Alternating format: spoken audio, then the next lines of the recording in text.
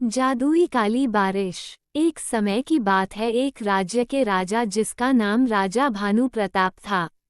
राजा की एक पत्नी जिसका नाम विद्या तथा उनका एक बेटा मतलब कि एक राजकुमार जिसका नाम अमृत था। जैसा कि आपको पता होगा कि पुराने जमाने में राजा रानी की कहानी में सभी राजाओं को शिकार करने का बहुत ज्यादा शौक हुआ करता था। इसी तरह से राजा भानु प्रताप को भी शिकार करने का बहुत ज्यादा शौक था। वह शिकार करने के लिए दूर दूर तक अकेले निकालो जाते थे। एक बार राजा अकेले शिकार करने के लिए निकल पड़ता है। वह लगातार 10 दिन तक शिकार करता है। शिकार करने के बाद राजा 10 दिन के बाद अपना घर वापस आता है। राजा घर आते ही उसके परिवार वाले देखते हैं कि राजा की हालत काफी ज्यादा खराब है और उनके शरीर में बहुत ज्यादा दिक्कत आ गई है। राजा अपने आप से चल फिर भी नहीं सकता था, ना ही अपने घुड़सवारी से उतरकर नीचे जा सकता था। उसके बाद सेना के सेनापति आता है और राजा को उतारकर राजमहल में बिस्तर पर लेकर जाता है। उसके बाद महारानी विद्या सेनापति को आदेश देती है कि वह जाएं और राज्य के सबसे माने जाने वाले महान वैद्य को बुलाकर राजमहल लेकर आए हैं। सेनापति जाता है और राज्य के सबसे बड़े विद्यावान वैद्य को महल में लेकर आता है। वैद्य जी राजा की हालत की खबर लेते हैं। उसे अच्छी तरह से देख रेख करने के बाद कहता है कि राजा की हालत बहुत ज्यादा खराब हो चुकी है। लगता है कि अब राजा जी कुछ दिन ही बचेंगे हैं। ये सुनकर रानी के पैरों तले जमीन हिल जाती है। साथ ही साथ राज्य भर में सभी लोगों को ये डर सताने लगता है कि उसके बाद उसका राजा का क्या हाल होगा और फिर दोबारा राजा कौन बनेगा। तभी रानी वैद्य से पूछती है कि वैद्य जी राजा को क्या हुआ है जो इतना ज्यादा स्वास्थ्य खराब हो गया है। तभी वैद्य जी कहते हैं कि राजा एक प्रकार का श्राप का कार्य किए हैं, जिस कारण से उन्हें प्रकृति की देवी का श्राप लग गया है। अब राजा का बचना मुश्किल है, क्योंकि इसका इलाज तो मुझे भी नहीं पता है। राजा जी को जो काम नहीं करना चाहिए था, जिस काम पर पूरी तरह से पाबंदी थी, राजा जी ने वही काम किया है। इसी कारण से उसका स्वास्थ्य खराब हो चुका है। कुछ दिन बीतने के बाद राजा की अचानक मृत्यु हो जाती है। राजा की मृत्यु होने के बाद पूरे राज्य में एकदम हल्ला मच जाता है, क्योंकि जैसे ही राजा की मृत्यु होती है वैसे ही जिस बीमारी से राजा की जान गई है वो बीमारी अब धीरे धीरे राज्य वालों लोगों को होने लगी थी।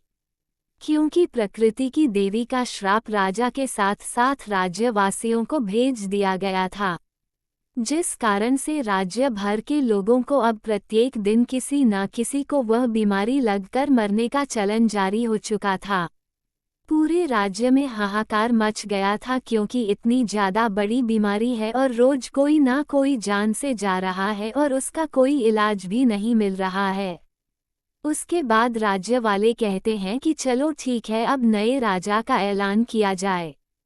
तभी सभी लोग मिलकर रानी विद्या जी को नए राजा के रूप में राज सिंहासन पर बैठने का सभी लोग तथा सेनापति आग्रह करता है।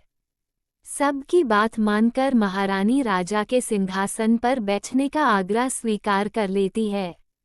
रानी गद्दी पर बैठते हुए अपने सेनापति को बुलाती है कि पूरे राज्य भर में जो भी इस बीमारी का बारे में पूरी जानकारी तथा इससे बचने के उपाय बताएगा उसे हम बहुत बड़ा इनाम देंगे।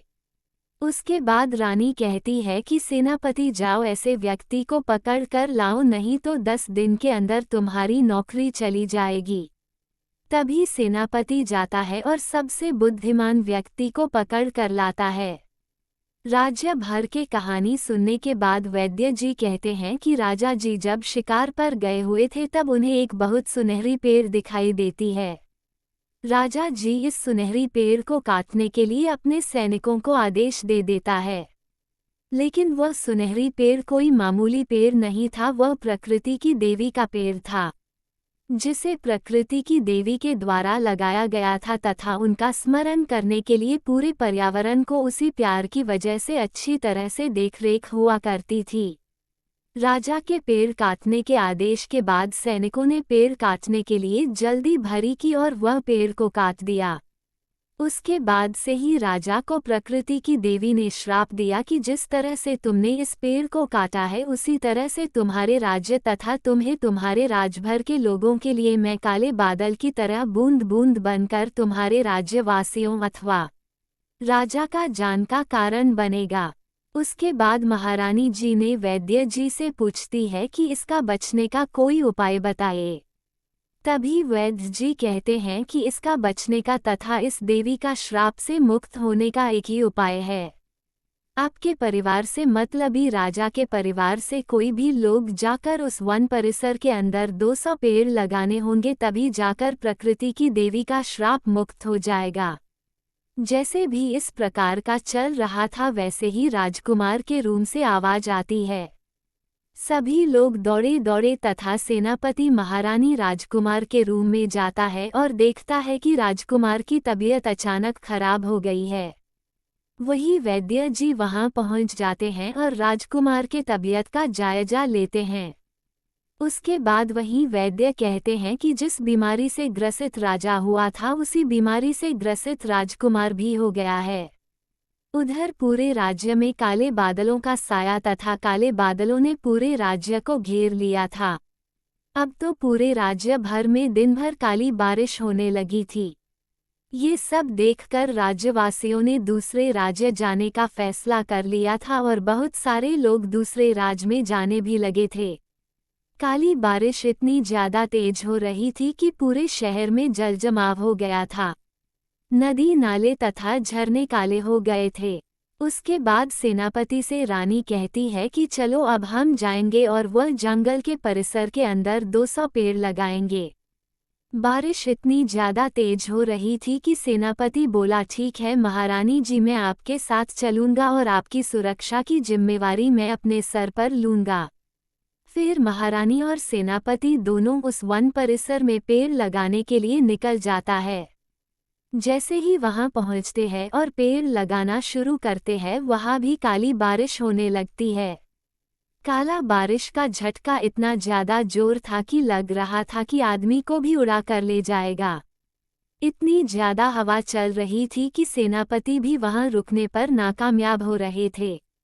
महारानी पेड़ लगाना शुरू कर चुकी थी। कभी सेनापति कहता है कि आप पेड़ लगाए, इस हवा को मैं देख लूंगा। जिस तरफ से हवा आ रही थी सेनापति उसी तरह अपना तलवार तथा हवा को रोकने वाली चीजें लेकर खड़ा रहा। आखिरकार महारानी 200 पेड़ लगाने में कामयाब हो गई थी। जैसे ही उस वन परिसर के अंदर 200 पेड़ लगाने का काम पूरा हुआ वैसे ही काले बादल तथा काली बारिश थम गई और फिर उसके बाद राज्य भर के लोगों ने चैन की सांस ले। जैसे ही बारिश खत्म हुई सेनापति की मौत वहीं पर हो गई थी, क्योंकि बारिश के झटके तथा हवा के झटके के कारणों सेनापति का शरीर बहुत ज्यादा कमजोर हो चुका था। लेकिन रानी तथा राज्यवासियों की जान बचाने के लिए वह अपने निरंतर कार्य को अंजाम दिया था। राज्य भर के लोग सभी लोग खुशहाल थे, लेकिन सेनापति की मृत्यु से महारानी काफी निराश थी। उसके बाद सेनापति की एक मूर्ति बनाई गई और उसे राजमहल के ग्राउंड में लगाया गया। महारानी ने सभी राज्यवासियों को बताया कि आज खुशहाल में अगर राज्यवासी है तो इसका पूरा श्रेय उसी सेनापति को जाता है। तथा और भी कार्यक्रम के द्वारा सेनापति को सम्मानित किया गया और हमेशा हमेशा के लिए राजवासियों के लिए वह सम्मानित रहेगा, ऐसा वादा किया है।